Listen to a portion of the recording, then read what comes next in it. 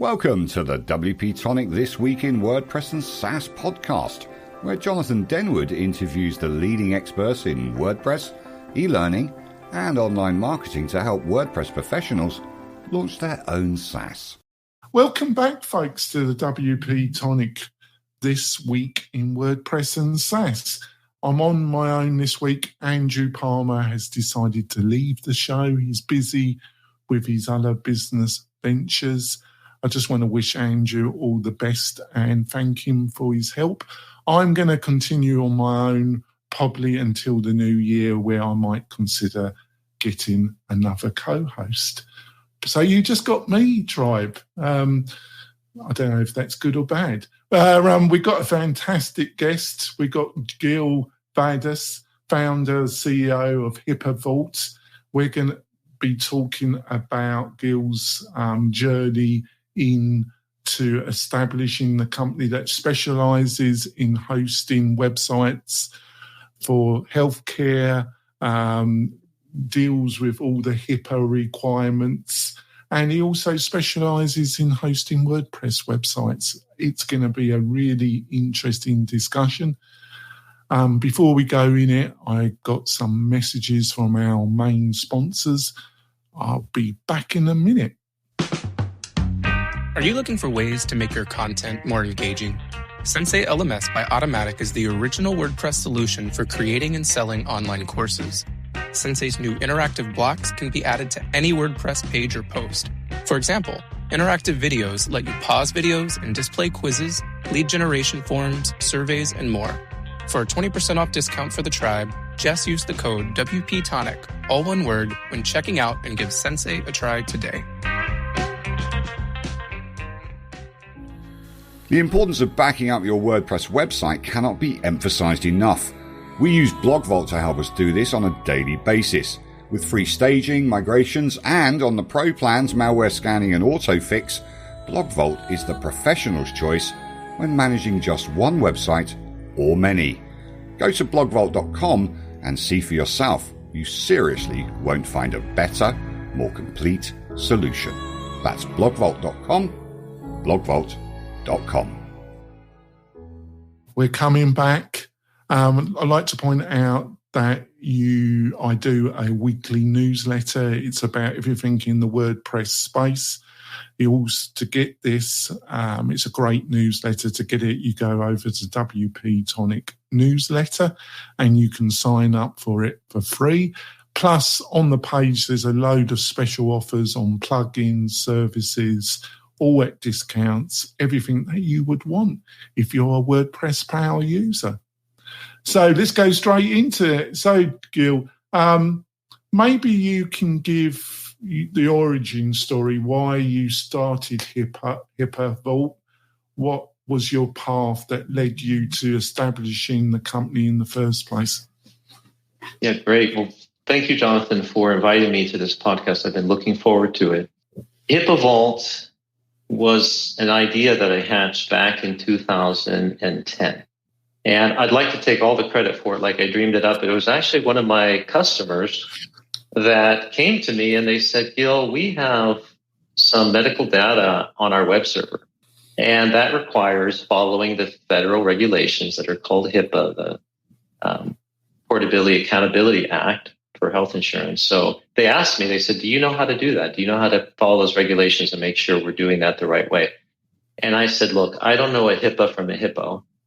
And I'm not sure how to do this thing. But in those days, in 2010, there weren't a lot of companies doing that at all. So they said, look, we like your service. We like you. We like your team. We're going to show you what to do. So, of course, I accepted that opportunity. Now, let me step back for a moment. In 2010, hosting with virtual machines was coming around, and it was what I call a race to the bottom, Jonathan. That is, whoever could come up with the cheapest price would get the deal. And I was in the middle of scratching my head going, what am I going to do? I keep lowering the price of our products like everybody else. And this is a zero-sum game. We're going to end up just going out of business because Google and others introduced free hosting. And so how can you compete with that? When this customer called me and they said to me, we'll not only train you how to do this HIPAA hosting thing, but it's going to be 10 times more value. Instead of charging $50 per server, it's more like 500. And that really spoke to me because I was struggling. I was looking for a way to make a profitable business. So that's when HIPAAVault was born.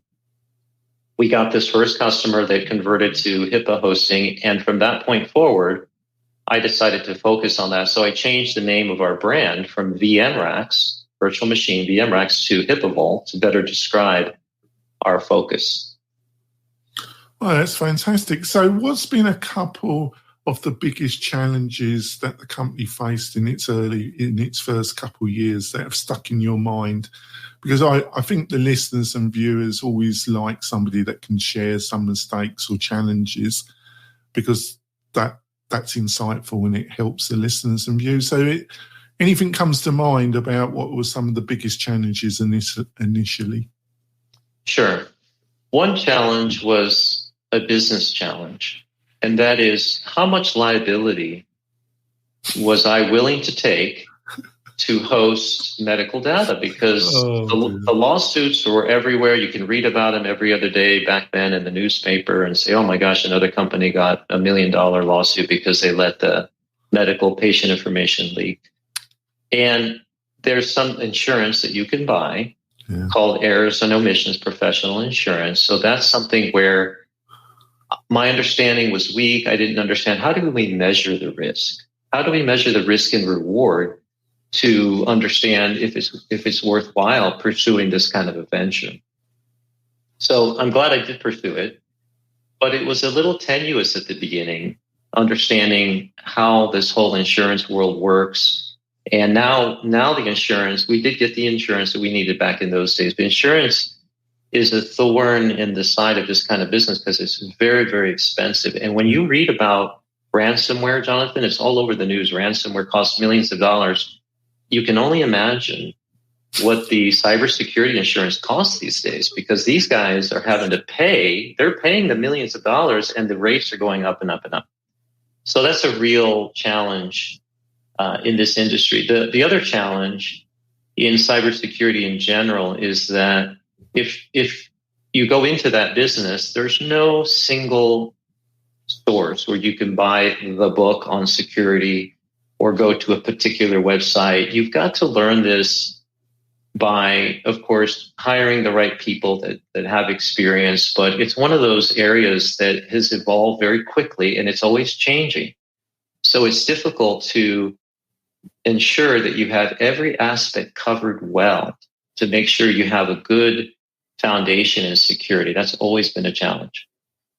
Yeah, and the market, I do see you as the leader in HIPAA appliance hosting. You have got a few competitors, but I do see you still as the leader. But there seems to be a lot of confusion about what is precisely HIPAA appliance hosting. Now, some people have said to me, well, we offer it. It's a tick box. I said, well, I don't think my clients want just a tick box. They want to know that it's HIPAA. So I was a bit puzzled when I've had some hosting providers say that to me. Well, it's kind of HIPAA appliant. We provide a tick box. What's all that about, Gil? I like that tick box. Well, one thing that stands out in my mind is when you're looking for a HIPAA compliant, as you said, appliance hosting provider or cloud service provider, I would look for someone who's focused on that. Now, of course, HIPAAVault, that's what we focus on exclusively. I think the market in this area of hosting patient information is large enough where that should be the single focus of that company. Now, my competitors are good companies, and they, however, are doing many different things. It's not just HIPAA. And that's their business model. But I think that there's enough there that you should focus.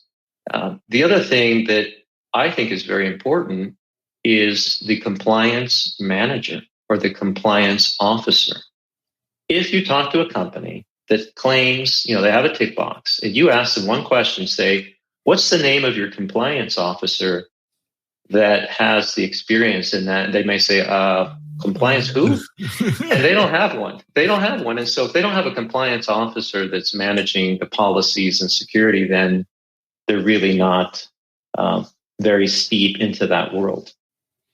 Well, great points. Can I just have a quick follow-up question about the insurance? So when you were starting the company, was it really difficult to find a company that could provide the insurance at a price that you could even think about? Or was it a long and difficult until you found the right insurance partner? Well, it wasn't too difficult at the beginning, because what was happening in those days, this is pre-ransomware. And there were hacks in those days, obviously, but the magnitude, the dollar value was much smaller. So a lot of companies like Hartford Insurance, they would have an add-on, a bolt-on to the insurance that you could just add on, and it was cybersecurity. It was pretty inexpensive, but things have evolved. You don't get bolt-on little menu items now. You have to buy a specific plan that's all about cybersecurity, and it's its own plan with its own features, and that has gotten very high, very expensive these days.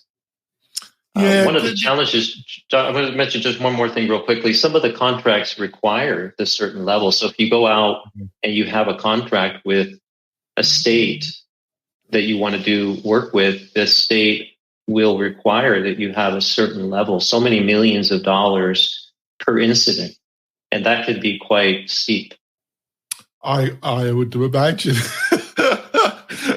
Just a little bit. You're very tactful. So I can be surprising, I know, but not as tactful as you consistently. I'm not taking the mickey there. I see it as a great strength. So, obviously we've gone through a couple of your initial challenges, but the other factor is if you've got no clientele, it's the blood of a company sells. If you've got no customers and you've got no income coming in, it's not a business, or it won't be a business for very long. How did you market HIPAAVault? Obviously, I think you're suggesting in the early days, specialise in people who are searching for you. But what have been some of the things that you've learned the hard way about marketing a niche player where you've got some very large competitors, haven't you? You've got some insights about marketing and how things that have worked for you consistently? Sure. Part of the story for HIPAAVault is before I entered into the world of HIPAAVault, we had several dozen customers that we were doing search engine optimization work for. And as it is for a lot of businesses, Jonathan, I was scrambling to find revenue sources. And one of the revenue sources was doing SEO work. So I had expertise personally and staff that had expertise in optimization. So when it came time to position HIPAAVault, we had internally the expertise. Now we had dropped off of doing SEO work. We didn't offer that anymore. We were phasing that out, but thankfully we had enough expertise where we garnered top 3 rankings for HIPAA web hosting. And I can tell you a brief and interesting story that one day my phone rang at 5:30 in the morning. And when I got to the office, I listened to the voicemail. And on the other side of the call was a gentleman who said, "Hey, we've got a large state project that we're trying to do, and Amazon will not sign the business associate agreement that's required. They wouldn't sign it back in 2012. So I called him back and I said, "Well, how did you find us?" And he said, "Well, I went to Google and I typed in HIPAA compliant hosting and you came up, I think back we were number 2. So we came up, and thankfully for that organic ranking, we got the business, and this was a significant state contract. So that was another stepping stone to get us on the roadmap. Once you have a big government contract, you can tell prospects, hey, we also host government in the government world, and that speaks very loudly. So for marketing, it almost goes without saying that if you can get the right keywords in Google, that's over half your battle. Of course, as you know, you're an expert in that. There's so many ways to do marketing, but I've become It's been my main focus, and increasingly I started off as a WordPress developer and a Flash developer, action scripting, God help me. Mm-hmm. But then I got into WordPress and PHP and that. But my days now, Gil, are just filled with getting articles, videos, knocking content out, getting it ranked. It's a sorry life, Gil, but it has that somebody's got to do it.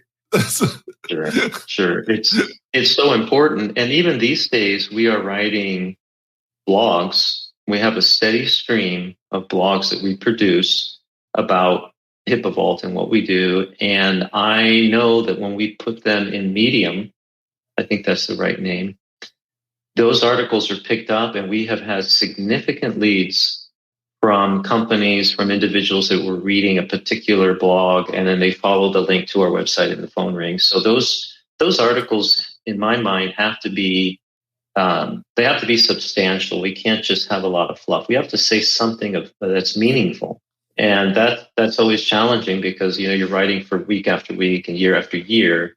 We have to be creative. Oh, well, there's no hope for me because I don't offer any. Right. I think, I'm sorry, at least you're laughing, Jill. Some of my guests don't find my English humour at all amusing. That's why I normally have a co-host, because they normally get me out of trouble. But you seem to find it quite entertaining. We're going to go for our break. We'll be back in a few moments with this fantastic discussion. We'll be back soon, folks. Hey, it's Spence from LaunchFlows.com. If you've been looking for a fast and easy way to create powerful sales funnels on WordPress, then look no further than LaunchFlows. In just minutes, you can easily create instant registration, upsells, downsells, order bumps, one-click checkouts, one-time offers, custom thank you pages, and best of all, no coding is required. For as little as $50 per year, you can own and control your entire sales funnel machine with LaunchFlows. Get your copy today. We're coming back. Just want to point out I'm starting a new live show. It's called The Membership Machine. It's going to be at 10 a.m. Pacific Standard Time. You'll be able to watch it on YouTube and on LinkedIn. We're going to go through everything to do with membership websites and specifically the best plugin tools, services, if you're building your membership website on WordPress. Please join us. We answer questions. I got me and one of my co-workers, Kirk, he's a great guy. We'll be going through everything. You should find it great value. So let's go back into this great interview. So recently, DigitalOcean have bought Cloudways. I don't know if you know about Cloudways. They were quite a large hosting provider in the WordPress space. They had a hybrid system. They were based in Pakistan. I think the company was registered in Malta. But they offered like DigitalOcean, Vulture, about 4 or 5 backbone platforms, hosting platforms, but they would provide the technical support because you do get a lot of developers in the WordPress space that decide to run a DigitalOcean, an Amazon web server, and they really don't know anything about hosting, but for some reason and recently it got bought out by DigitalOcean. I don't know if this has been on your own radar. I would imagine it has. Have you got any thoughts about why DigitalOcean bought Cloudways? And do you think that over the next 18 months they're going to remove the other choices so you can only use Cloudways with DigitalOcean? What I see happening in the marketplace is called a roll-up. And this has been a movement that's been around for a while, but it seems to be gaining speed. So roll-up, for the audience, let me describe what that means. An investor will take the strategy of buying 4 or 5 different companies, all in the WordPress world or cloud service world.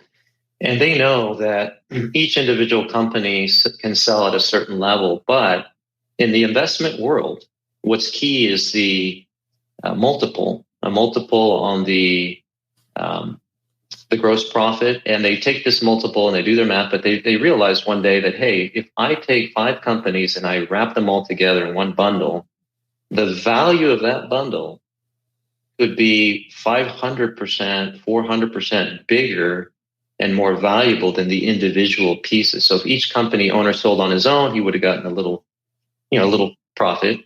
But when you wrap them all up, so anyway, that's the background information. So in the hosting world, WordPress included, there's been a tremendous amount of energy for doing these roll-ups. And what I think is funny is that it's the case of the larger fish eating the smaller one, because even after the roll-up, after 5 companies are sold to a bigger one, that bigger one will then get rolled up to yet another level. And they try to get up to the 10 million level, and then they try to go to the $100 million level. So they wrap up 5 $2 million companies to get to 10, then they wrap 5 $10 million companies to get to 50, and then they can sell the whole thing for $100 million. So, of course, these investment bankers are just dreaming about putting this together. I think a more appropriate word is salivate. They're definitely doing some of that. In terms of the other question that you asked, it's an interesting question. What do they do with the services once they buy them? I think the smarter ones, of course, or not, maybe I shouldn't say smarter, but the ones that are trying to be thorough are integrating the services so that the WordPress option, like you mentioned, should be integrated with the bigger company now. But it really depends, Jonathan, on the goal. If this is a quick turnaround, they're not going to touch the product. They're not going to touch anything. They just want to roll it up and then spin it off again. But it depends on the ownership. If they're more into the product, they really want to support and grow the brand, and they're going to take the time to digest that purchase and integrate it with the rest of the platform. Yes, I'm going to show my age here. In the WordPress space, when the 2 things that get WordPress people going, Gil, is hosting and page builders. If you want to get some traffic to a podcast or anything online in the WordPress space, just talk about hosting or page builders.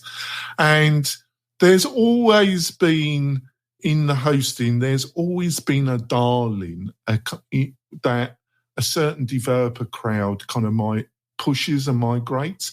In the early days, it was Media Temple. I don't know if you remember them. They still go, but they're under the control of GoDaddy.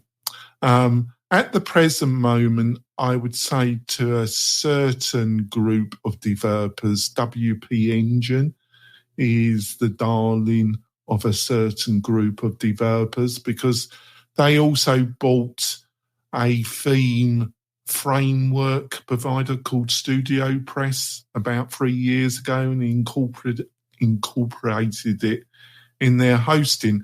And they've always been strong, and they're a company that has a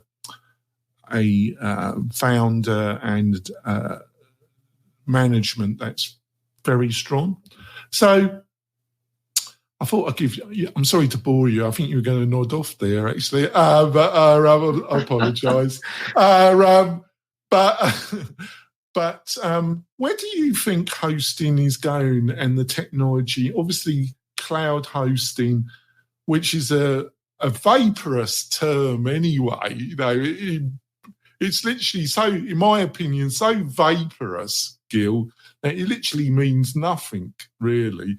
But cloud hosting, it's dominated by DigitalOcean, by Amazon Web Services, by Microsoft Azure. Where do you see all this going in the next year, 18 months? Do you think there's going to be any fundamental changes on your radar, or do you think we're just plodding along with what we got at the present moment when it comes to hosting? Well, first, let me say I love the word vaporous, and I love your accent. So vaporous, I'm going to steal that word from you. I'm going to start using that. It's not bad, is it? It's not bad, actually. It's a great word, vaporous. Well, the industry is changing. It's very dynamic, and you can see which direction it's going. So let me wind the clock back a little bit. When I first started, we were doing rack and stack, Jonathan. We would buy actual pizza box servers, stack them in there. Very intensive CapEx model. You have to borrow money from the bank to buy, hundreds of servers. Then, of course, we went into the VMware world where they had the first virtualization stack. Now you have fewer machines, but you still have to invest in capital equipment to then build the virtual stack.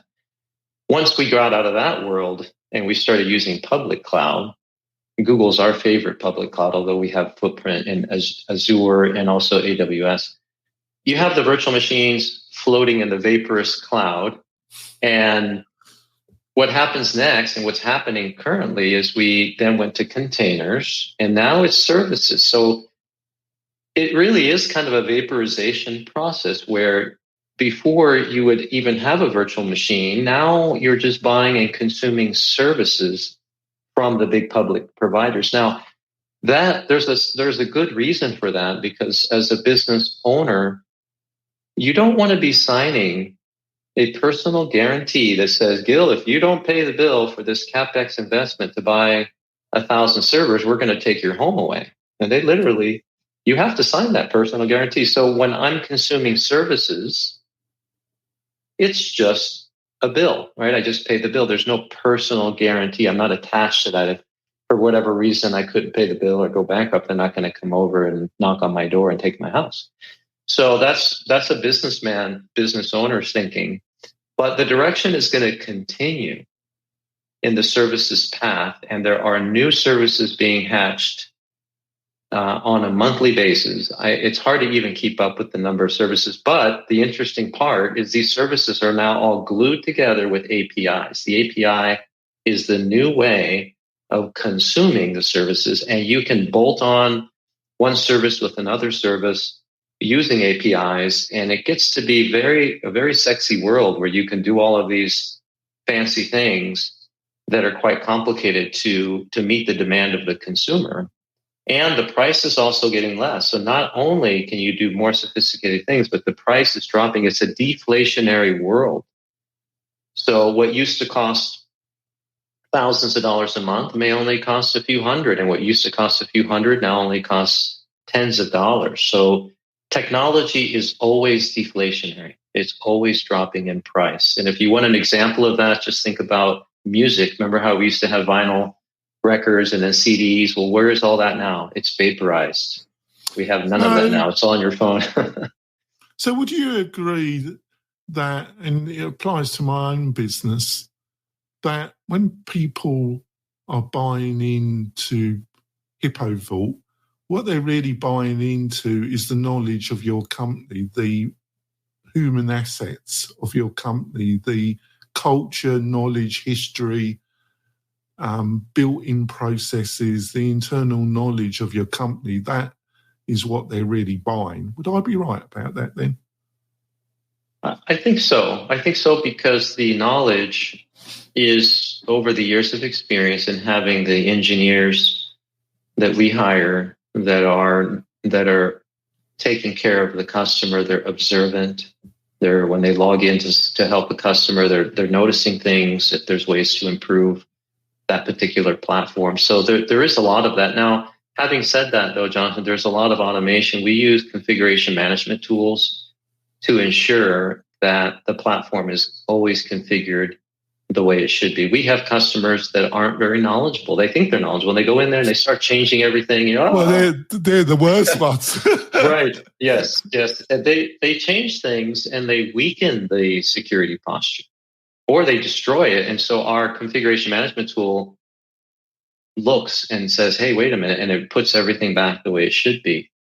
So that's part of it is just the staff, the engineers, but part of it's also the automation tools, security tools we've developed over the years. One thing that's very interesting that some people may not realize is that it's frowned upon in security best practices to have foreign nationals working on your PHI data. So for sensitive information, PCI, patient information, you're supposed to have U.S. nationals logging in. So for our night shift, for example, we hired computer science students that graduated from the University of Hawaii on the Big Island where that volcano is. In fact, the university's right there, and we had the volcano erupting not too long ago, if you recall, and it wiped out a big part of Hilo, big town of the Big Island. So we have night shift people there, but again, the challenge is how do we keep that staff U.S. based, maintain the cost? We have to contain that cost and not jump over to the Philippines or to India, where a lot of the competitors go.